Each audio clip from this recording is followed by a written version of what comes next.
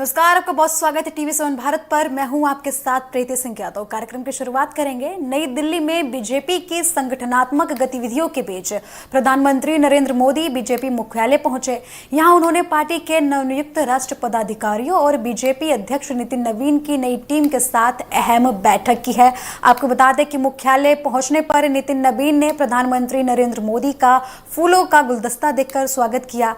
इस बैठक बीजेपी की आगामी संगठनात्मक और राजनीतिक रणनीति के लिहाज से काफी ज्यादा महत्वपूर्ण माना जा रहा है। प्रधानमंत्री नरेंद्र मोदी ने पार्टी के शीर्ष पदाधिकारियों के साथ संगठन को मजबूत करने, आगामी चुनौतियों और पार्टी की रणनीति को लेकर लगातार जो चर्चाएं हैं उसको आगे बढ़ाने के लिए बैठक रखी है। इससे पहले आपको बता दें कि बीजेपी के राष्ट्रीय पदाधिकारियों की बैठक में कई अहम मुद्दों पर मंथन हुआ। पार्टी अध्यक्ष नितिन नवीन ने पदाधिकारियों को खासतौर पर युवाओं के साथ संवाद और जुड़ाव बढ़ाने पर जोर दिया है। बीजेपी की नजर युवाओं तक अपनी पहुंच बनाने और लगातार जो संवाद है या फिर जो कनेक्शन बोला जाए तो वो मजबूत करने की कोशिश की जा रही है। बैठक में पदाधिकारियों को नेशन फर्स्ट की भावना के साथ काम करने का संदेश दिया गया। साथ ही पार्टी की विचारधारा से जुड़े रहने के लगातार जमीनी स्तर पर मजबूत तरीके से कार्य करने पर भी जोर दिया गया है। वही आपको बता दें कि बीजेपी ने केंद्र और राज्य सरकार की योजनाओं को आम लोगों तक पहुंचाने की रणनीति पर भी चर्चा की। और फिर अब आपको बता दें कि प्रधानमंत्री नरेंद्र मोदी के साथ अब नवनियुक्त जो लोग हैं, जो प्रतिनिधि हैं, उनकी इस मीटिंग को जो है शुरू किया जा रहा है और प्रधानमंत्री लगातार उनके साथ संवाद कर रहे हैं, मीटिंग अटेंड कर रहे हैं। तो इस खबर पर और अधिक चर्चा के लिए हमारे साथ अजय जी जुड़ चुके हैं, जो वरिष्ठ पत्रकार हैं। सबसे पहले तो अजय जी, हम ये जानने की कोशिश करेंगे कि आखिर बीजेपी की रणनीति क्या है आने वाले चुनाव में, क्योंकि जिस तरीके से बीजेपी ने नई टीम का गठन किया, ज्यादातर उसमें महिलाओं को आगे रखने की कोशिश की गई बीजेपी की तरफ से, अब युवाओं को साधने की कोशिश की जा रही है। देखिए, आपको बता दें, जन जी का जो आंदोलन चला तमाम देशों में, तो भारत पे चला जी, तो उस पे सबसे पहले अगर कोई चेत गया, सुधार कर लिया तो बीजेपी ने कर लिया। बीजेपी ने नीट वाले में कई बातें, कानून बना दिया, बाकायदे कानून ला करके काफ़ी मजबूत स्थिति कर दी, अदालतें हो गई जी। अब वो जंजी के लिए इन्होंने क्या किया, आप अंदाज़ा लगा सकते हैं। पहली बार हिंदुस्तान के इतिहास में ये बात हुई कि बीजेपी ने 78% नए लोगों को दिया, 78% जी। सिर्फ जो पुराने चेहरे थे वो 14 चेहरे थे जी। अब अंदाज़ा आप लगा लीजिए कि जो इनके जो अध्यक्ष हैं उनकी ही एज बहुत ज़्यादा नहीं है। अब मतलब एक इतनी कम एज के व्यक्ति को, 46 साल के व्यक्ति को अध्यक्ष बनाया गया, एक अपने आप में रिकॉर्ड इतिहास है। दूसरा, बीजेपी ने ये भी तय कर लिया कि हम इसके लिए मीटिंग करेंगे, यूनिवर्सिटी जाएंगे और जो 14 साल से और जो इससे अधिक के बच्चे हैं, इन सब से संवाद करेंगे जगह जगह, और इसके बाकायदे केंद्र बनाएंगे जी।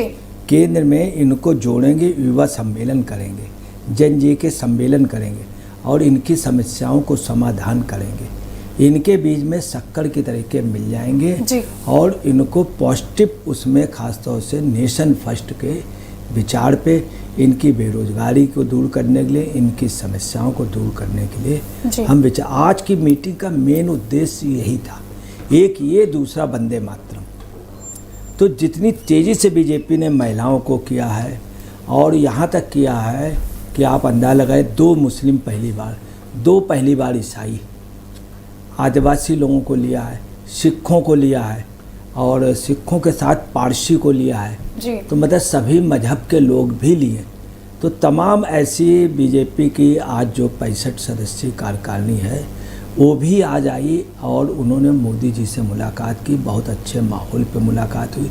सुबह भी मीटिंग हुई नितिन नवीन की, उसमें कई चीज़ें डिसाइड हुई कि वंदे मातरम अनिवार्य रूप से हर एक कार्यक्रम में गाया जाएगा, रोजाना गाया जाएगा और इसको हम व्यापक करेंगे, गांव-गांव, बूथ-बूथ, हर गली, हर शहर स्तर। लेकिन अजय जी, बीजेपी की तरफ से तो लगातार ये कार्यक्रम चलाने की बात कही जा रही है कि हम जागरूकता पैदा करेंगे, लेकिन कांग्रेस तो साफ कह रही है कि हम नहीं पढ़ेंगे पूरा वंदे मातरम। अब देखिए कि जब ये बीजेपी ने किया तो कांग्रेस का भी रिएक्शन आ गया जी। कांग्रेस में आज राहुल गांधी को बयान कुछ और देना था, चूँकि बीजेपी ने इस समय जो अपनी कार्यकारिणी गठित की है, इसमें महिलाएं काफ़ी पावरफुल महिलाएं ली, जैसे स्मृति ईरानी को लिया जी, तमाम ऐसी महिलाओं को लिया कि जो अपने आप में बहुत बड़ी इमेज रखती है।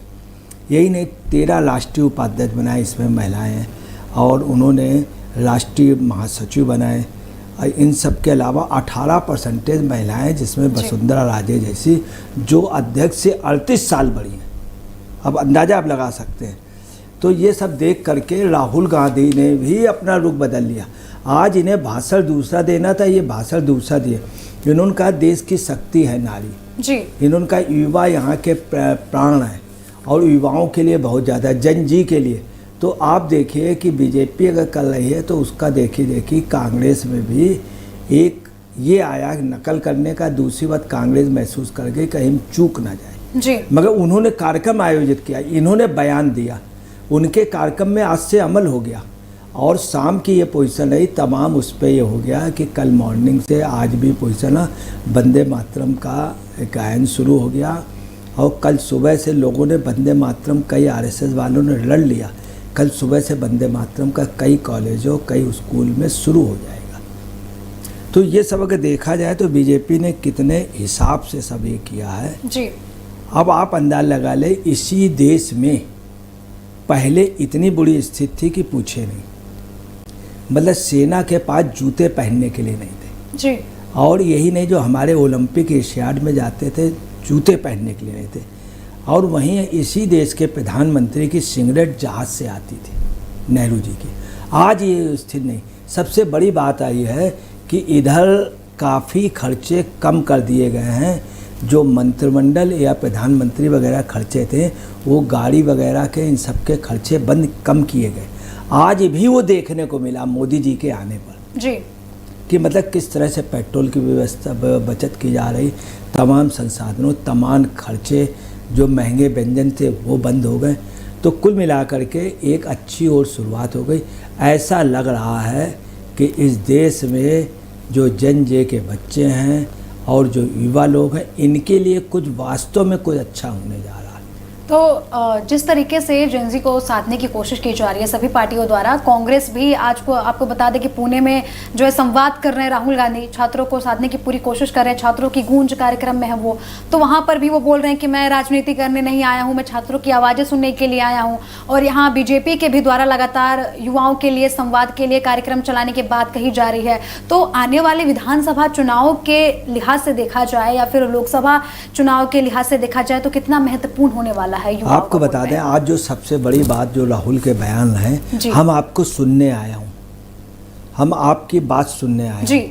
और इस तरह का बोले, उसमें घबराहट थी और जल्दीपन भी था जो इधर मोदी ने कर दिया। तो उन्होंने एकदम से वही चीज़ मैंने आपसे अभी बोली कि उनको बोलना कुछ और था। आज ये हड़बड़ाहट में इतना साफ और इतना सार्थक बोल गए हैं, जिससे पता चल रहा कहीं ना कहीं ये चूक हुई है।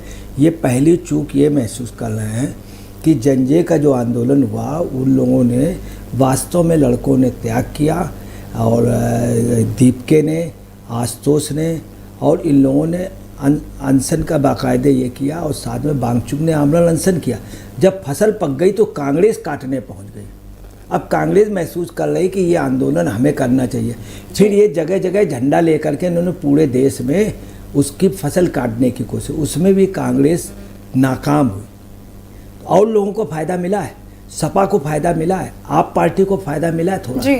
लोगों की सहानुभूति आपके साथ ज़्यादा। संजय सिंह वहाँ गया, कम्युनिस्ट वाले गए, परंतु ये अब उसमें बहुत ज़्यादा आगे बढ़ करके पूरा वो लूटना चाहते हैं। खास तौर से दीपके, आशुतोष राणा, इन सबको डैमेज करने के लिए बार बार जंजे का।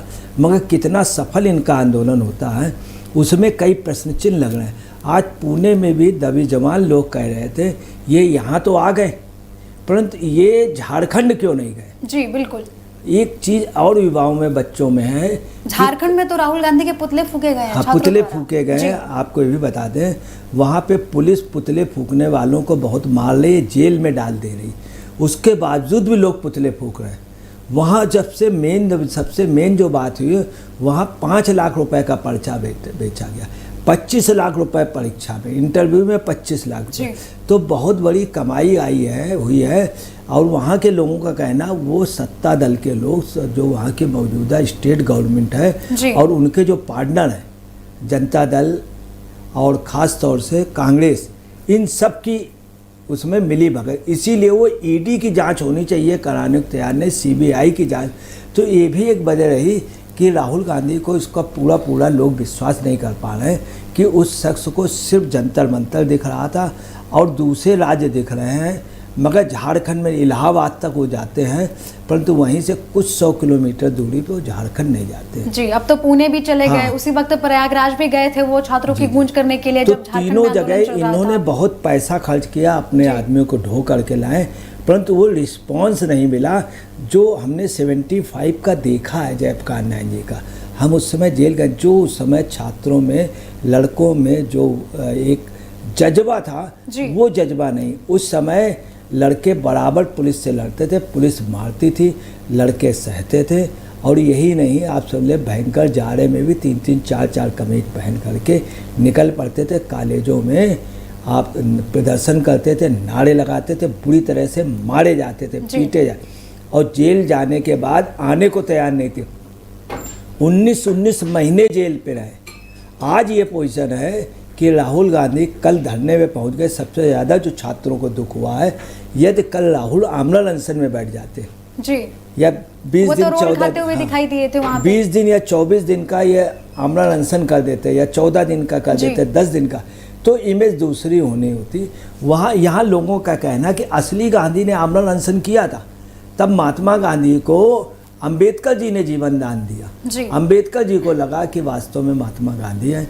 जब महात्मा गांधी की वाइफ वहाँ पर गई, माँ कस्तूरबा, उन्होंने जब अनुरोध किया अंबेडकर जी को, तो अंबेडकर जी को लगा देखिए उनकी वाइफ आई, मेरी माँ के समान है। अंबेडकर जी ने उनको जीवन दान दे दिया महात्मा गांधी। यही जीवन दान इनको मिल जाता, पर इन्होंने ऐसा कुछ नहीं किया, सिर्फ एक नौटंकी हुई। क्या हुआ, FIR हो गई है। FIR होना कोई बड़ी बात नहीं, ये सक्षम थे, ये चाहे लेते मुकदमा दायर करके अब तक सुप्रीम कोर्ट चले जाए, कोई सब कुछ सुप्रीम कोर्ट का आदेश हो चुका है, सुप्रीम कोर्ट ने कमेटी बना दी। तो लोग ये समझ गए हैं कि ये सिर्फ राजनीति कर रहे हैं और इनका सियासत है अपने के लिए कार्यक्रम करने। अब आपको बताना, बीजेपी का एक प्रोग्राम आ रहा है युवा संवाद, जी बिल्कुल, दूसरा जन से जोड़ने का, तीसरा आउटरीच प्रोग्राम। इन तीनों में आज से काम शुरू हो गया, इनकी सब आउटलाइन बन गई, सब जगह इनके प्रोग्राम के चल गए, और उस प्रोग्राम को सफल बनाने के लिए युवा संवाद के और साथ में आउटरीच प्रोग्राम के बाकायदे लोगों के मैसेज आने लगे कि यहाँ पे आयोजित कराइए, इन तारीखों में जो भी डेट आपको सुलभ हो कराइए। हम Gen 2 का, और Gen 2 के लोग जो लोग जुड़ने लगे, तो कुल मिला के देखें, अब आप समझ लिए 6 सदस्य की जो वंदे मातरम है, ये कई लोग आज रट रहे हैं और कल तक रट लेंगे। वहीं पे ये पोजीशन है कि जो 2 स्टैंजा हैं वो राहुल गांधी को भी नहीं याद है, सोनिया गांधी को तो याद होने की कोई सवाल ही नहीं उठता, क्योंकि सोनिया गांधी अभी भी तेलंगाना नहीं बोल पाती, तमाम शब्द नहीं बोल पाती हैं, जबकि एक 2 साल का बच्चा बोल लेता है। अब मगर सोनिया गांधी उन 6 संदों को जानती हैं जी कानों से कि इसमें कहीं मुस्लिम वोट ना कट जाए, और वो फड़फड़ाने लगे बाईं ओर, उनकी ओर, खड़गे की ओर देखे। कुर्सी वगैरह खड़गे नहीं मान रहे, तो वहीं पास में चौतरा है, उसी के पास बाद में खड़गे जी काफ़ी मिनट तक खड़े रहे, लगभग आधे घंटे तक। तो कुल मिलाकर के, लेकिन अजय जी उस वक्त तो सफाई दे दी थी इन्होंने कि हमने कुर्सी मंगाने के लिए हाथ आगे किया था, लेकिन बाद में फिर उन्हीं के नेता और उन्हीं के CWC मीटिंग में ये बातें निकलकर सामने आई कि हम पूरा वंदे मातरम नहीं पढ़ेंगे, हम सिर्फ 2 ही छंद गाएंगे। देखिए, ये वंदे मातरम नहीं पढ़ना चाहते हैं, चूँकि उनको अल्पसंख्यक वोट चाहिए, मुस्लिम वोट चाहिए। तीसरी बात है उसमें जो सबसे बड़ी बात है, मतलब मान सकते हैं कि कांग्रेस के लिए वोट बैंक ज़्यादा मायने रखता है राष्ट्र धर्म से। बिल्कुल, चूँकि भारत माँ की उसमें पूजा है, और भारत का माँ का मतलब अखंड भारत जी। अब आप समझ लिए, तो कांग्रेस को क्या अखंड भारत से दिक्कत है? दिक्कत दिक्कत है। मैं आपको बतला रहा हूँ, कांग्रेस का मतलब, मैं कह रहा हूँ कांग्रेस पार्टी को नहीं, कांग्रेस तो गंगा है, इनको दिक्कत है। गांधी परिवार को और नेहरू परिवार को इस देश का बंटवारा नहीं हो रहा था। नेहरू जी बोले हम बनेंगे, जिन्ना बोले हम बनेंगे। जिन्ना का कहना था ये नेहरू तुम बनोगे तो मैं भी बनूंगा, और दोनों लोग अड़ गए। अगर किसी और को बना देते तो जिन्ना तैयार नहीं थे। जिन्ना की मेल खुन्नस जो थी नेहरू जी से थी। उन्होंने कहा मत, तो बोले क्या करें, फिर दोनों बन जाओ, बांट लो, और इन्होंने बांट लिया। आपको ये भी बता दें, नेहरू जी ने देश को 2 टुकड़ों में, कई टुकड़ों में बंटवाया था। हैदराबाद अलग था, कश्मीर टुकड़ा अलग था, गोवा टुकड़ा अलग था। तब कतई ऐसा नहीं लग रहा था कि सारे टुकड़े एक हो जाएंगे। ये पटेल ने किया, नेहरू जी नहीं कर पाए। तो कांग्रेस का बहुत सीधी बात है कि हमको सत्ता मिलती रहे। सत्ता के लिए उन्होंने वो कुर्सी, वो जान रहे थी सोनिया गांधी, अगर ये गाना पूरा चला गया और ये गाना नहीं रोका गया तो हमारी जो सत्ता की कुर्सी है चली जाएगी। उनका कहना कुर्सी ढूंढ रही थी, हाँ वो चाहे कुर्सी ना लोप हो जाए। अगर ये गाना, ये इसमें वंदे मातरम पूरा चल गया। अब वो सोच रहे हैं कि इससे मुस्लिम खुश होगा। मुस्लिम जो है, मुस्लिम ने बात नहीं उठाई, इन्होंने उठाई। इन्होंने मुस्लिम को खुश करने के लिए, कहीं कहीं ऐसा भी हुआ कि ख़ास तौर से अपने वोट बढ़ाने के लिए और अति संतुष्टिकरण के लिए ये कभी कभी ऐसा एक्शन कर जाती है मुस्लिम को खुश करने के लिए, जो मुस्लिम को भी अच्छा नहीं लगता। तो एक तरफ तो कांग्रेस आरोप लगाती है कि बीजेपी हिंदू मुस्लिम की राजनीति करती है, लेकिन कांग्रेस तो फिर वही करती हुई नजर आ रही है, क्योंकि जिस तरीके से आप बोल रहे हैं कि मुस्लिम वोट बैंक को खुश करने के लिए ऐसा किया जा रहा है, तो हिंदू मुस्लिम की राजनीति तो कांग्रेस द्वारा भी की जा रही है। खुल करके हिंदू मुस्लिम राजनीति की जा रही, तो फिर आरोप कैसे लगाते हैं? कांग्रेस का जो वो है, कांग्रेस ऐसा कहती है, और कांग्रेस हिंदू मुस्लिम की खुल के राजनीति करती है। और जो आज कांग्रेस है जी, आज सत्ता में जब भी आती है हिंदू मुस्लिम करके आती है। मैं आपको बता दूं, आडवाणी का जिस समय रथ निकला था जी, और उस समय जो राजीव गांधी थे विपक्ष के लीडर थे, बहुत बड़े लीडर थे, और उनका जनाधार था। आडवाणी का रथ जब निकला, अगर राजीव गांधी ऐसे आके खड़े होकर के ऐसे हाथ कर देते तो आडवाणी का रथ को रोकने की हिम्मत और आत्मबल और जनबल से अगर कोई मुकाबला कर सकता था तो राजीव गांधी कर सकते, अगर राजीव गांधी खड़े हो जाते। मगर राजीव गांधी का तो नहीं, होने दो, हिंदू मुस्लिम होगा तो फसल तैयार होगी, उसमें हमको फ़ायदा होगा, सरकार पलट जाएगी बीपी सिंह की, और मैं बाद में सत्ता पे आ जाऊँगा। उन्होंने होने दिया जी, और आडवाणी के रथ को सबसे ज़्यादा जो बाईपास दिया है और उसको ओवरटेक कराया और उसको सुरक्षा दी है, तो वो अगर किसी ने दी है तो वो सिर्फ राजीव गांधी ने। रोकने की हिम्मत अगर किसी को हुई तो मैं फिर कहूँगा लालू था और मुलायम सिंह था, दोनों में कितना अंतर है जी। अगर मुलायम ने कह दिया कि हम मस्जिद को या विवादास्पद को नहीं टूटने देंगे तो नहीं टूटने दिया, उसने टूटा जब तो उसने गोली चलाई, कार सेवक मर गए। उसने ये भी कहा मुलायम सिंह ने, और मर जाते तो मैं। ये रहा कैरेक्टर, ये चरित्र था सपा का, जो उसने कहा वो किया। वही वो कहते थे परिंदा भी पर नहीं मार सकता, मगर परिंदा तो परिंदा रहा, लोग खाल भी नोच ले गए और सपा का नुकसान हुआ, सपा डैमेज हुई बहुत बुरी तरीके, मगर वो भी नुकसान मुलायम सिंह सहने को तैयार हो गए। वहीं कांग्रेस ने दोनों तरफ किया है। कांग्रेस, आपको बताना है, राजीव गांधी ने जब चुनाव प्रचार किया तो अयोध्या से शुरू किया। अयोध्या में ये कहा कि आप लोग जो सैकड़ों साल से चाहते थे आपका मंदिर, आपका आस्था केंद्र, मैंने उसके दरवाजे खोल दिए, मैंने शिलान्यास कराया, मैंने मूर्ति रखाई और मेरे सामने इसका निर्माण हो रहा, ये मेरी वजह से, ये उन्होंने कहा। और ये बाद में जब गए तो मुस्लिम एरिया मुरादाबाद, रामपुर, यहाँ पर जाके क्या कहा, अगर बाबरी मस्जिद में एक भी फौड़ा होगा तो मेरा सर पहले होगा, सर झुका दिया। अब आप सर झुका रहे हैं, इस्लाम में सर सजदा मना है। अब वहीं किनसे मौलानाओं के सामने झुका रहे थे, मुझे वोट मिल जाए। वहाँ के शहर काजी, वहाँ के मुस्लिमों ने कहा कि मैं आपको वोट दूंगा, और दिया। मगर पूरे हिंदुस्तान में अयोध्या से लेकर के राजीव गांधी हार गए। मुस्लिमों ने उस जगह वोट दिया क्योंकि वचन दे दिया था मगर उन्होंने ये भी कह दिया कि ये दोहरी राजनीति हो रही है। दोहरी राजनीति तो आज भी देखने को मिल रही है कांग्रेस में। आज भी राम मंदिर का मुद्दा जो है, चढ़ावा चोरी का मुद्दा उठाया जाता है कांग्रेस द्वारा। ये वही कांग्रेस पार्टी है, ये वही विपक्ष है। जब राम मंदिर का मामला जब कोर्ट में चल रहा था तब ये उसके लगातार सवाल खड़े कर रहे थे, उसके पक्ष में नहीं बोल रहे थे। लेकिन जब राम मंदिर में चढ़ावा चोरी हुआ तो अचानक इनको आस्था की याद आ गई।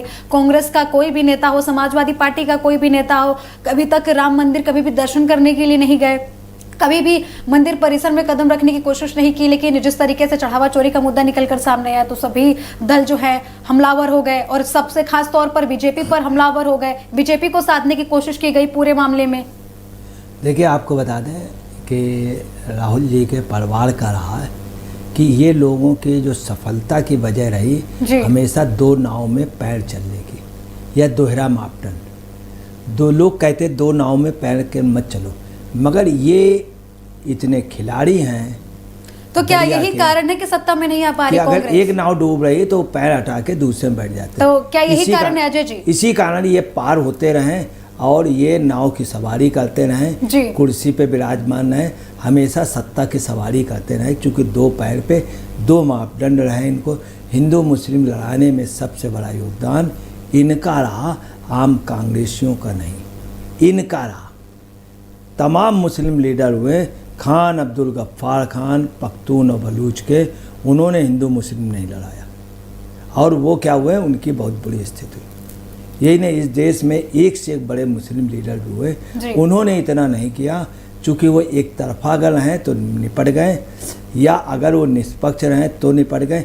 इन्होंने दोनों को संतुष्ट किया कि तुम भी चिंता न करो, न तुम भी।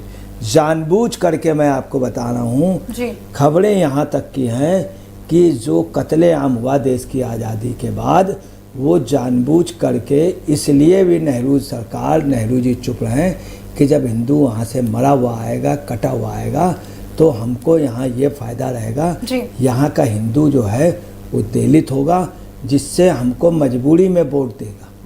और मुस्लिम से उन्होंने जा कर के कहा, कौन कहता है मुसलमानों को भारत से हम भगा देंगे, जब तक हम जिंदा हैं कोई नहीं। जो यहाँ मुसलमान रह रहा था उसको मोहल्लों में, गाँव में कोई हिंदू भगाने को दूर रहा, ये कह रहा था आप मत जाओ कहीं ऐसे करना, मगर ये कह रहे थे ताकि मुस्लिम के अंदर डर आ जाए और सत्ता मिल जाए।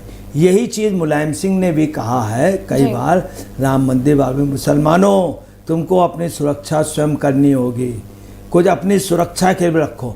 हम उस शब्द का, उस औजार का नाम नहीं लेना चाहते, या उस विपंस का, या उसका नहीं कहना चाहते जो मुलायम सिंह ने कहा था। जी, कांग्रेस और समाजवादी पार्टी की तो बात कर ली हमने कि किस तरीके की राजनीति कर रहे हैं, लेकिन अब क्या लगता है कि बीजेपी ने जो नई टीम को गठित किया है, इसके फायदे आने वाले चुनाव में बीजेपी को क्या मिल सकता है और किस तरीके से मिल सकता है? अजय जी, देखिए, निश्चित तौर पर बता दें, स्मृति ईरानी ने ड्रामा किया है। हिंदुस्तान की सबसे ड्रामेबाज महिला है। याद रखिएगा, हिंदुस्तान में जो भी ड्रामेबाज लोग हैं वही, इंदिरा गांधी से बड़ी नहीं है। इंदिरा गांधी बहुत बड़ी ड्रामेबाज थी। इंदिरा गांधी इतनी बड़ी ड्रामेबाज थी कि इंदिरा गांधी ने दुनिया के सबसे बड़े नेता, अपने बाप से बहुत बड़ा नेता, इंटरनेशनल लीडर, जिसकी वजह से नेहरू जी इंटरनेशनल लेवल पे जाने गए, वो थी पंडित विजय लक्ष्मी। तो लगता है कि स्मृति ईरानी के दोबारा टीम में स्मृति ईरानी के आने पे निश्चित तौर पे मैं आपको जेट, वो जो इन्होंने जनजी का बनाया, उसमें स्मृति ईरानी को मेन रूप से रखा है। और स्मृति ईरानी, मैं आपको बता रहा हूँ, आप यहाँ से अंदाजा लगा लीजिए, चुनाव हुए, स्मृति ईरानी जीत गई। जीतने के बाद ही तुरंत ही परिणाम घोषित हुए और उनका एक समर्थक मार दिया गया। ये स्मृति ईरानी दिल्ली से भागी और भागते हुए गई और उसकी मिट्टी को, कार्यकर्ता की मिट्टी पे आगे आ करके, और इतनी जल्दी उन्होंने कंधा पकड़ा है, वहां तक, घाट तक गई। उस उनके बच्चों को उन्होंने पढ़ाया, अपने यहाँ रखा। वो एक मैसेज गया, ये जज्बा स्मृति ईरानी का था। नेहरू खानदान के किसी भी व्यक्ति को बीजेपी कभी हरा नहीं पाई है। स्मृति ईरानी ऐसी थी जिसने राहुल गांधी को हराया, इसके पहले भी हरा देती, परंतु इन्हीं की पार्टी से एक परिवार के लोगों ने उनको वॉकओवर दे दिया था। उधर सपा वगैरह ने राहुल को जिताने पे पूरी ताकत लगा दी थी और कुछ ऐसी टेक्निकल वोटिंग हो गई कि कांग्रेस जीत गई थी, नहीं तो उस समय भी राहुल हार जाते। जी बहुत बहुत धन्यवाद अजय जी, इतनी अहम जानकारियां हमारे साथ साझा करने के लिए। तो बीजेपी की आज जिस तरीके से बैठक हुई है, नई टीम के साथ जिस तरीके से प्रधानमंत्री ने संवाद किया है और युवाओं को साधने की पूरी कोशिश की जा रही है, ये आने वाले चुनावी तौर पर काफी ज्यादा अहम माना जा रहा है। तो फिलहाल मेरे साथ इस कार्यक्रम में इतना ही। TV7 भारत पर खबरों का सिलसिला लगातार जारी है, जुड़े हमारे साथ। नमस्कार।